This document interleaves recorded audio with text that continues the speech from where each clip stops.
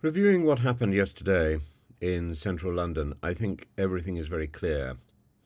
Sadiq Khan has said that the violent clashes involving, quote, counter-protesters were a direct result of the Home Secretary's words after she accused the Metropolitan Police of bias towards pro-Palestinian mobs. And that's uh, it doesn't matter whether the Home Secretary was right or was not right to question the values of the police. That should have been done in private. Bringing it into the public arena was a grave mistake. Now, it may be Suella Braverman's plan to blame, for example, far-right demonstrators, but we have the testimony of, for example, Maya Tus's channel, where he was with Tommy Robinson.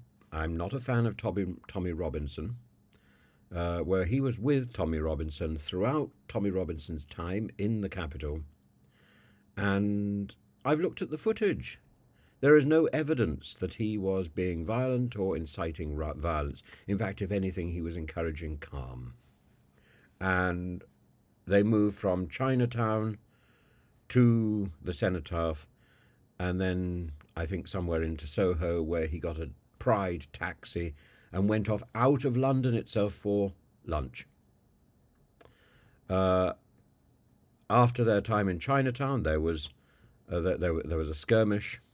After their time at the Cenotaph, there was a skirmish, quite a serious one.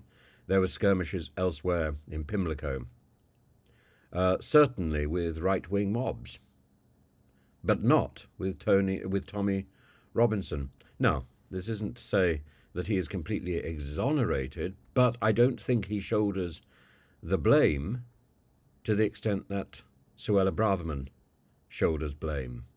I simply don't think it's reasonable. And the idea that Suella Braverman is, quote, proven right is absurd. She believed that the violence would be from the pro-Palestinian mob. Now, there are plenty of organizations and plenty of people who are intimidated by that pro-Palestinian mob, and it was extraordinarily large. Not as large as I think the organizers had hoped, but it was large, at least 300,000 people. There are reports it was 1 million people. I don't think it was that big. But it was big. Scenes of disorder near the Cenotaph were caused by people who claimed that they were coming to London to support the soldiers, to support our country. They were yahoos and thugs.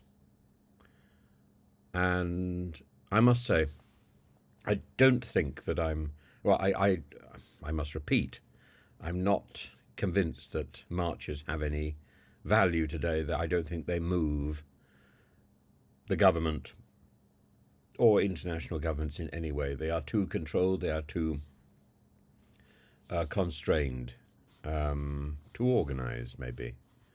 And but the government sits up and takes note of the disorganisation, of course. I think there are other ways of sparking an informed debate today, and I think we should be looking at those to motivate change, because that's what a march, that's what a protest, that's what a petition is for. And as I say, I think I think people are too fixated on formulas of the 19th century and early 20th century to abandon these things. I think they provide a great deal of comfort and solace and camaraderie, but I don't think, as I say, they are efficacious. What else? The Poppy commemoration in the Royal Albert Hall last night was preceded by the King unveiling statues of his parents, of Her late Majesty the Queen and His Royal Highness the Duke of Edinburgh. And these two statues are so much better than the sort of guff that we've seen before, and if this is the standard of public art that we can see in honour of Her late Majesty the Queen, that will be a major achievement. And I think it's the right day on which to be unveiling these tributes to her. So,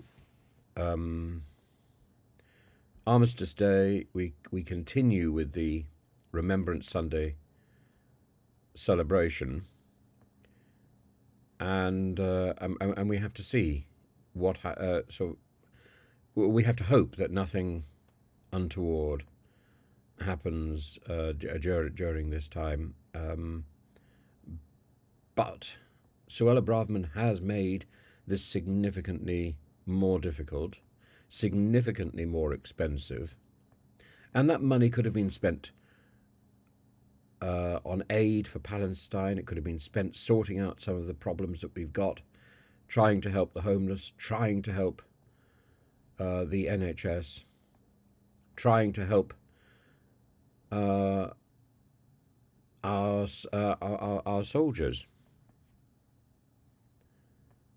But instead, it was spent on the enormous police force curried together in response to Suella Braverman's stupidity. Matt Weston, a Labour shadow minister, talks about the shocking scenes, and he talks specifically about the parallels with the riot in the Capitol following Donald Trump's defeat.